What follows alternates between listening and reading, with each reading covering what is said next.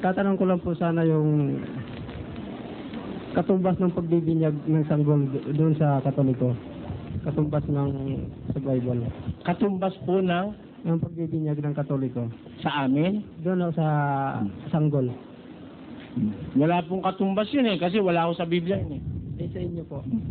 Wala pong binyag ng sanggol sa Biblia. Ang binibinyagan po sa Biblia, yung sumasampalataya. Ano po? Alam Sabi ko sa Biblia, ang sumasampalataya at mabautismohan, maligtas. Okay. Diba? Yung bang sanggol, sumasampalataya na ba yun? Hindi pa 5:13.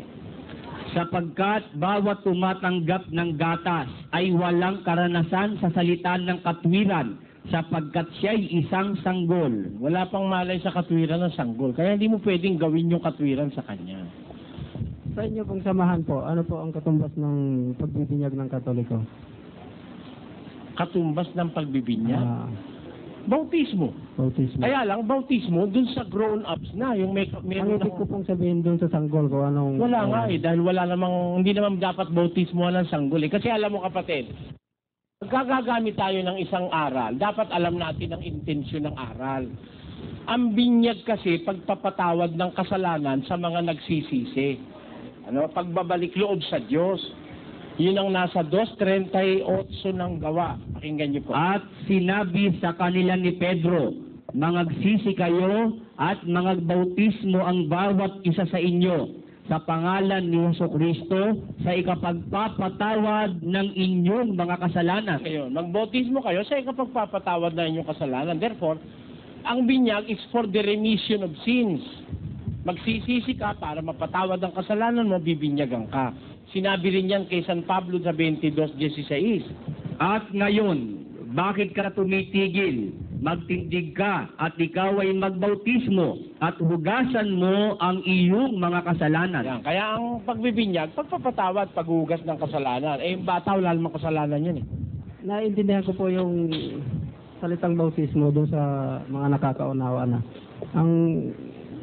Ang gusto ko lang po malinawan doon kasi mayroon kasi akong asawa na bagong silang ng sanggol. Marami nagtatanong sa mga kasamahan ko kung kailan daw ang binyag. Sabi ko, hindi ko nakakapag-binyagan sa Katoliko yan. Dapat naman talaga wag dahil hindi naman kailangan binyagan ng bata Ang binibinyagan yung makasalanang nagsisisi na sumasampalataya. Ang bata, wala naman pananampalataya. Wala naman pagsisisi ang kasalanan. Hindi naman pwede pang magsisi ang bata. Kaya hindi kailangan binyagan ng bata.